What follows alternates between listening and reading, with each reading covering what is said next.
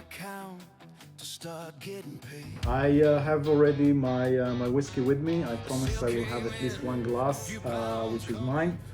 I know everyone is talking about Scotch and Scottish whiskey. Personally, I prefer Canadian or Japanese.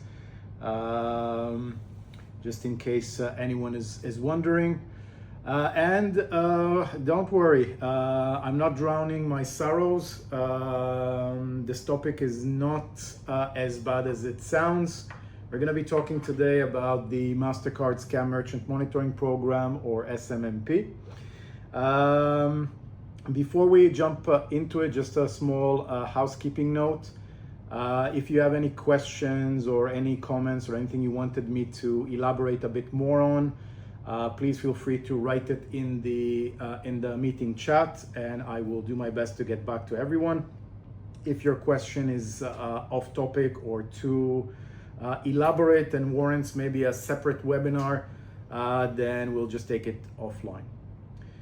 So the first thing that I want to cover, and this is a question that everyone is asking, why is Mastercard doing it? What's changed? What prompted them? What was wrong with the world that we had to get another compliance program? And if you ask this from Mastercard, or you look at all of the official publications, so the official line is that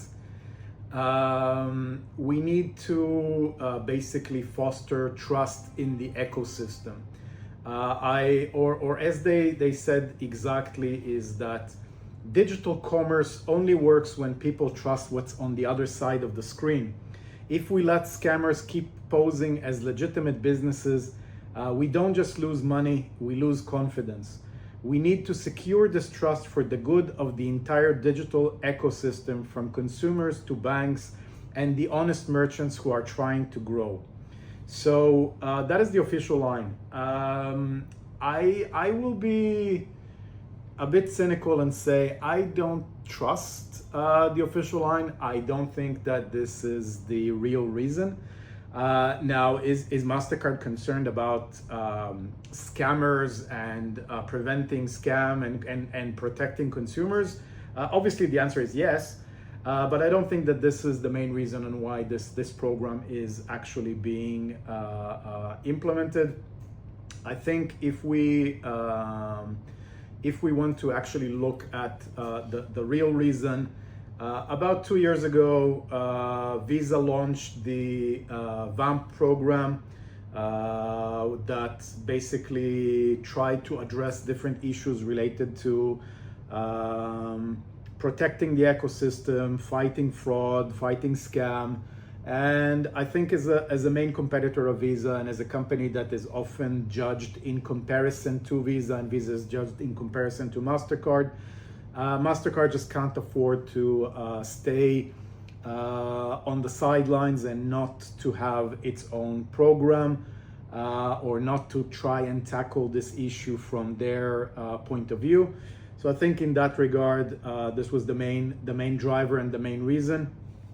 And of course, I'm not CEO of Mastercard yet, so I might be wrong, but that's at least my take. The second question that I get asked a lot is, okay, when is this rolling out? When is this happening? So the first thing to understand is that this is not a new program. So it actually started in January, but the changes were so minor that almost nobody noticed this. So in January 26, Mastercard rolled out, as part of this program, a new requirement for the acquirers. It basically meant that they are not allowed to onboard merchants before they scanned their websites. And they needed to scan the website, and if they find an issue, they had a 15-day window to investigate and to remediate. So this mostly affected companies like Stripe that had automated onboarding that allowed merchants to start working before they were reviewed, before due diligence. So the only thing that changed was for companies like that basically forced them to actively scan the website and perform some form of due diligence before letting the merchant process. So this is why for most of the people in the payment space, this kind of flew under the radar. The next milestone is the one that we're going to be talking about today, and that is the July 24 milestone.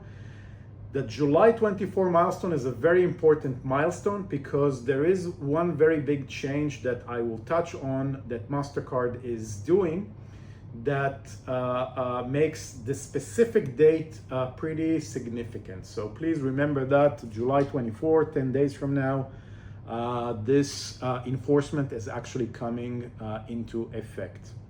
What is this enforcement? What is going to happen? So what basically Mastercard is mandating is that if there are indications that a merchant may be a scam merchant, the acquirer or the PSP or both need to conduct an investigation within 72 hours and submit that investigation results to Mastercard. We'll talk in a second about what exactly does that mean, investigation, but you need to remember, if there is any kind of trigger that identifies a merchant as a potential scam merchant, 72-hour investigation. So that is what is expected to happen starting from the 24th of July. Again, investigation within 72 hours submitted to Mastercard. And that is a very, very tight window. Now, what could be these triggers that would potentially identify a merchant as a potential scam merchant? Let's talk first about general triggers. So general triggers mean triggers that are relevant for all merchant types. So these would be the following. So the first trigger type would be if the merchant has a drop within a 72-hour period of 50% or more in their approval ratio, or if their approval ratio is consistently over time below 30%, so and they have at least 25 transactions, which is nothing. So this would be a trigger. Now, who could be affected by this trigger? For example, a lot of merchants that work with multiple acquirers do apply a mechanism of cascading. So a transaction, if it's not approved with one acquirer or one PSP, would be routed to a different acquirer PSP. A lot of orchestration platforms also use the same methodology. And then usually if you work with 2 or 3 or even more acquirers, the second and the third acquirer are usually getting a lot of junk transactions. So these would be transactions with low approval ratio. So it is possible that if you're working with a cascading model or with a payment orchestration that does cascading for you, you might be getting in the second and in the third or fourth, etc., acquirer or PSP, you are getting to approval ratios below 30%. The second trigger is a GRIP letter from Mastercard. GRIP is the Mastercard program that is basically trying to identify potentially problematic merchants. So this is very similar to Visa's TLD program. The biggest difference is that the TLD program is more of an automated program that relies on AI and machine learning, whereas GRIP tends to involve humans that also conduct investigations. So they tend to be a bit more substantiated than the Visa TLD notices.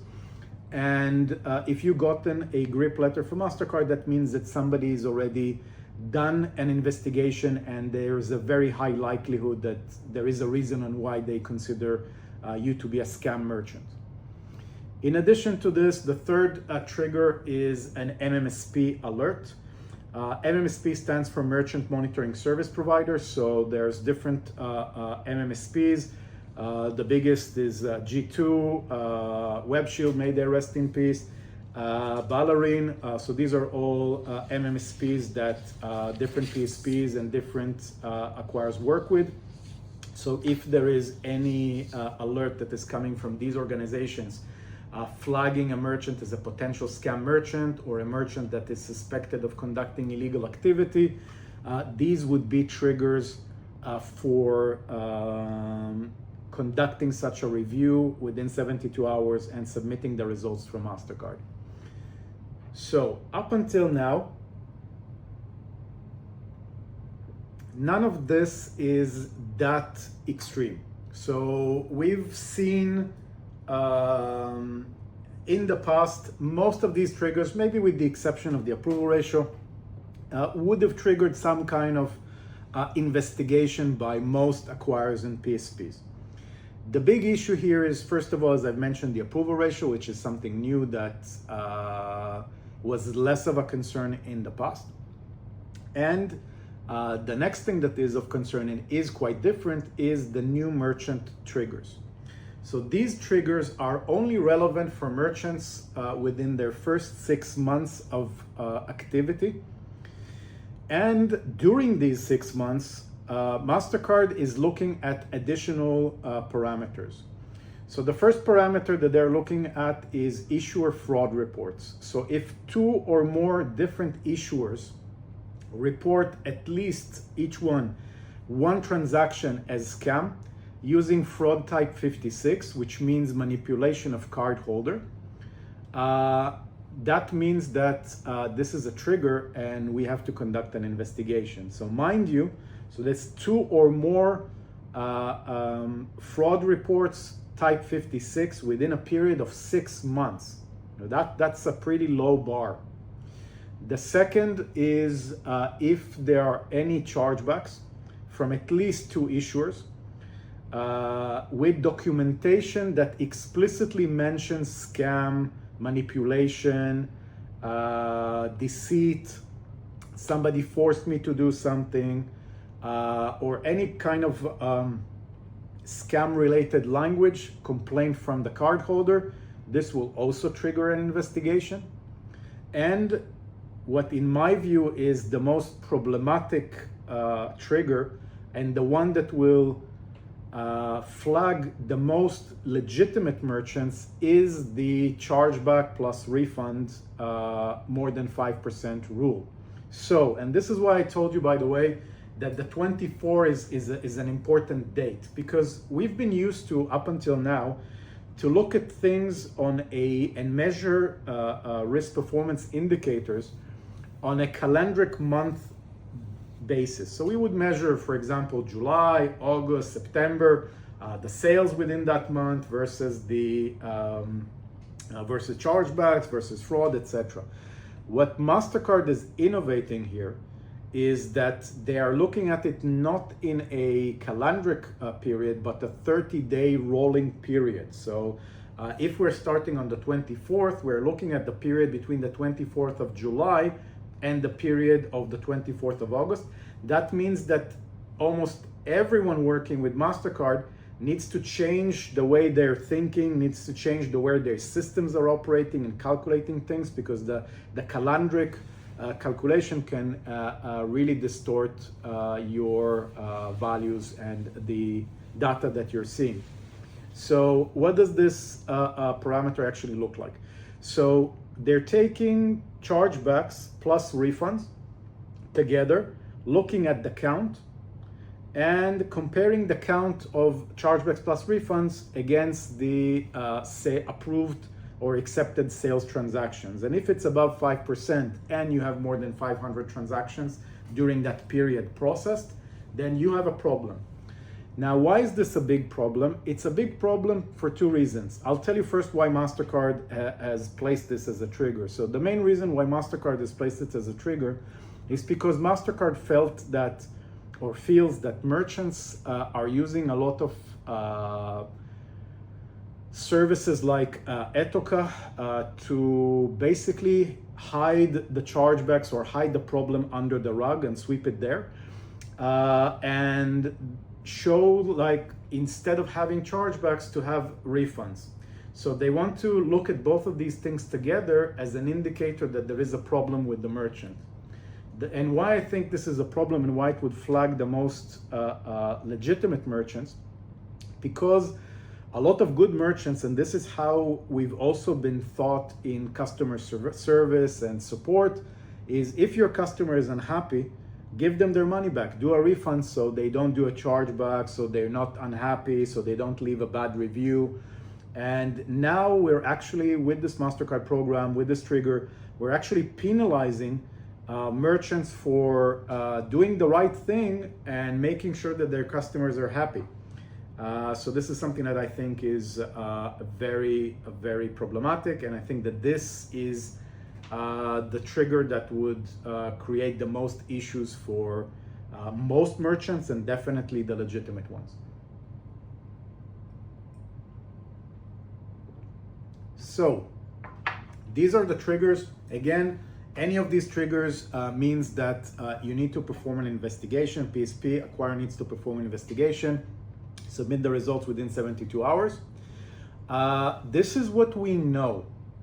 Now, we are also faced with some unknowns related to this program.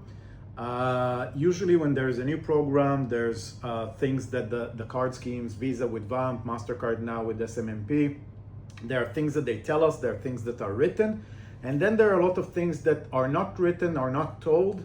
And ask two people, you'll get 4 different opinions about some of these unknowns. So again, I'm telling you my take on this, but that's why you're here. So yeah, so it is my take. The first unknown that we have is how will acquirers react to this? So we've seen in the past with several programs. So what happens when a merchant receives an investigation? So a merchant is flagged, acquirer needs to conduct an investigation. So will the acquirer say, okay, I don't want to investigate, I will just terminate the merchant because I don't want to take a chance? We don't know. Let's say that we have a merchant that every month receives an investigation request, or every 30 days because they do a lot of refunds. What will happen after the 5th or 6th or 10th investigation request in a row? Will the acquirer terminate the merchant, or will they keep on filing investigations that say that they can't find any scam and that the merchant is legitimate?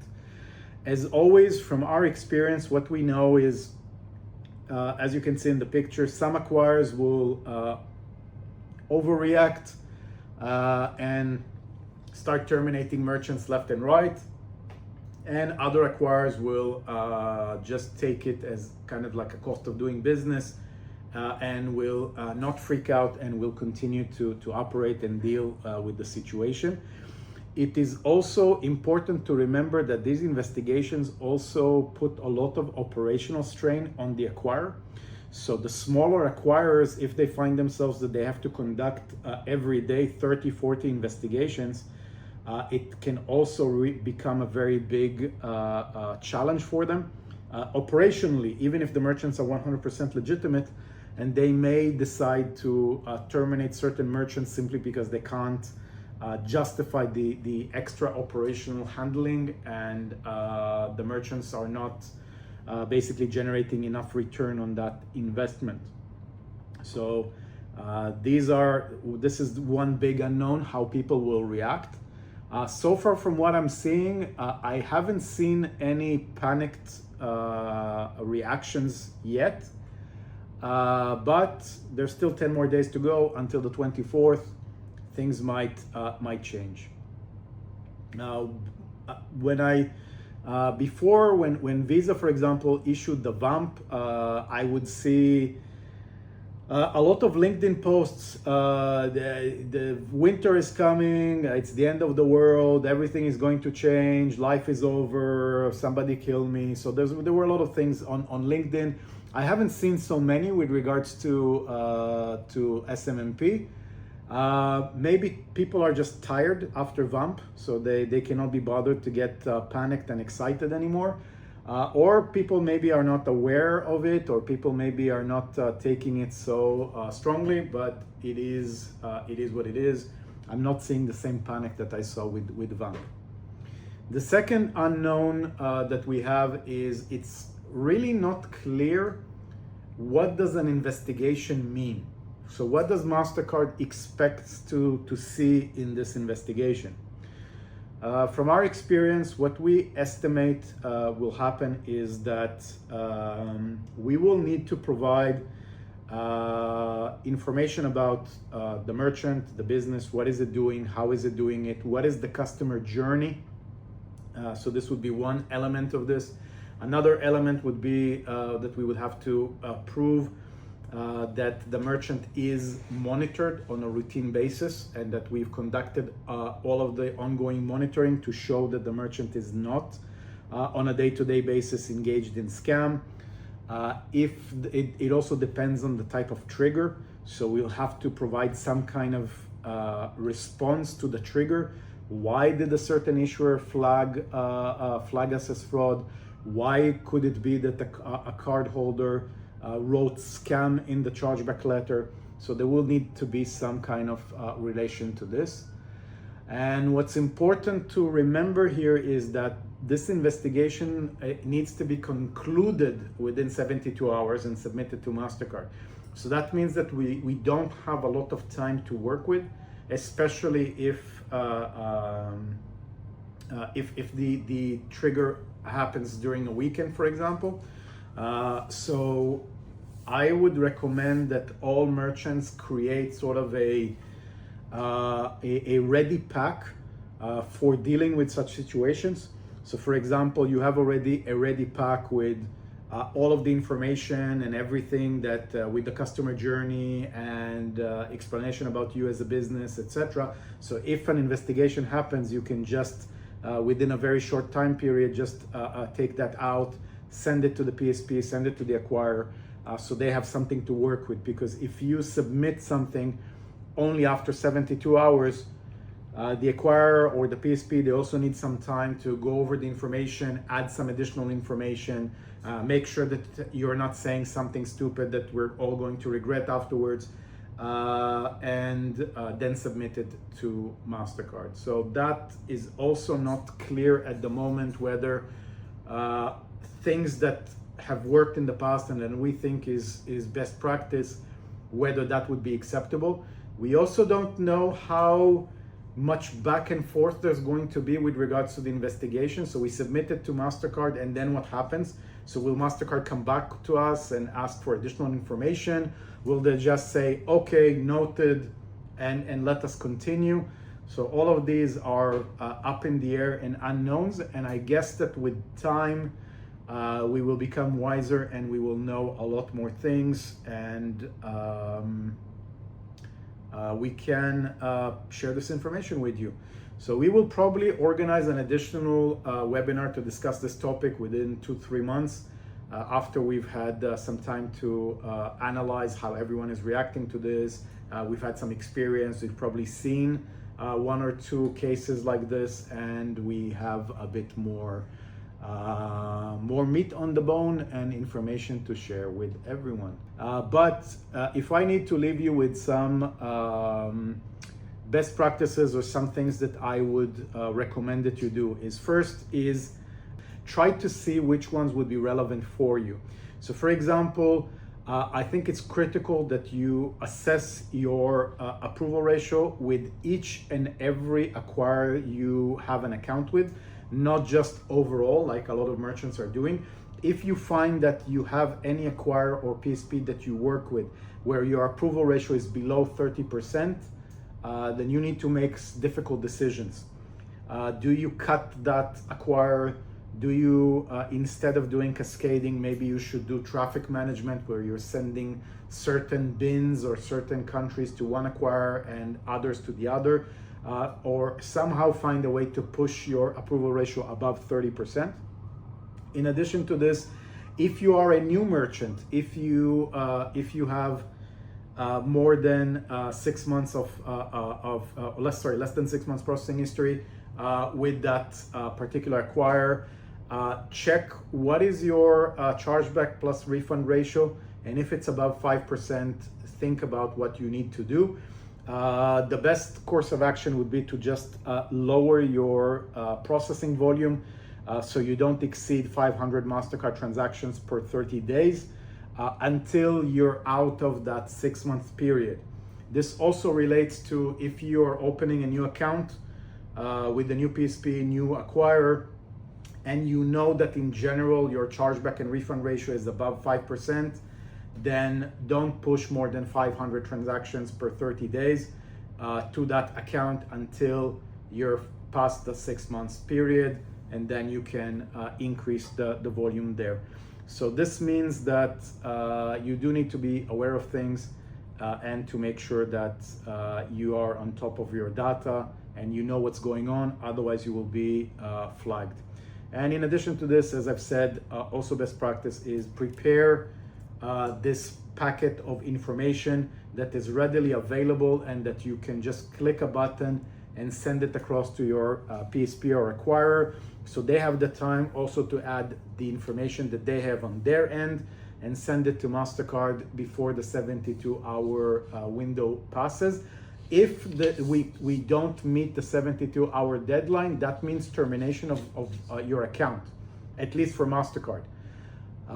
So take that into account so you don't get into different situations where you remembered sending it after 71 hours and you expect the acquirer to do something about it.